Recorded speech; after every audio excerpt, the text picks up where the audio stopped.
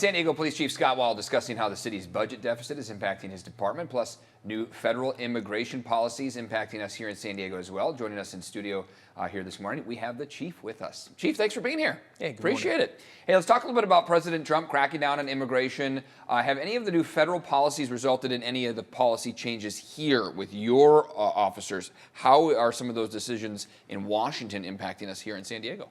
Well, there's been a lot of changes coming out of Washington, and I want to acknowledge that that creates oftentimes a lot of concern and perhaps even some confusion. Sure.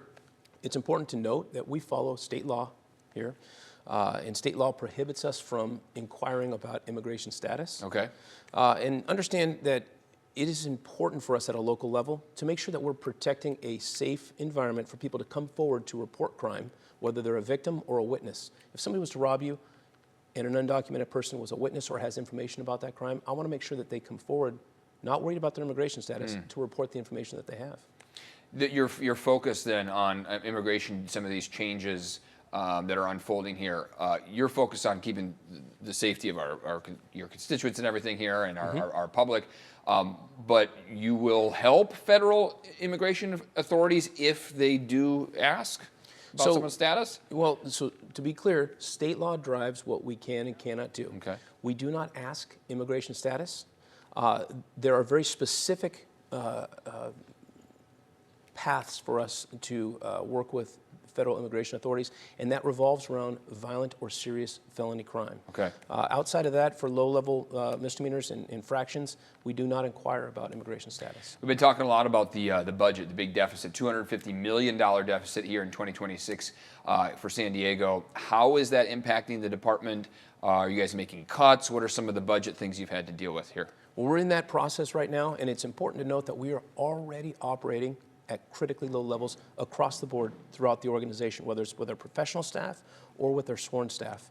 We go out in the field each and every day. We're 60 officers short of the lowest recommended model known to policing. Okay. 60 short. So we're dependent upon overtime to make our staffing levels as as adequate as possible.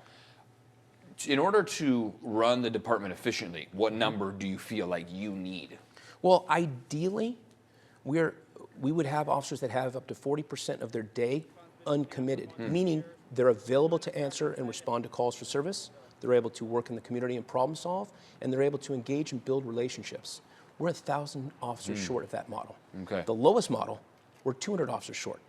And so we're chasing a big deficit. It is important to note that that overtime is critical for us to make sure that we have the staffing we need. But you guys are hiring. Despite all the budget stuff and the freezes and everything that's been going on, you guys are hiring, looking for some good men and women. Correct. We have to maintain hiring. We have a huge attrition challenge ahead of us. Sure. I have 40 officers set to retire in June alone. Oh, wow, okay. So it's important that we continue hiring. How are you handling that with the academy then? We've reduced the size of our academies to try to save some funds, but it's important that we maintain that stream of hiring. It takes a lot of work to get people prepped to go to an academy, so if you stop, it sets you years behind when you want to start back up again. Hey, being a cop's not easy. It's a tough job.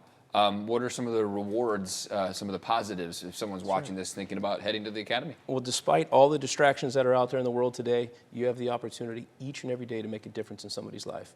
And that's something that I still cherish from day one. I know you've been running around all the TV stations here this morning, but I'm sure you haven't been asked Chiefs or Eagles. That's one of the toughest questions. Yeah, the Eagles look good. The Eagles look look good. Okay, awesome. Well, thanks for coming in, Chief. Always appreciate your time.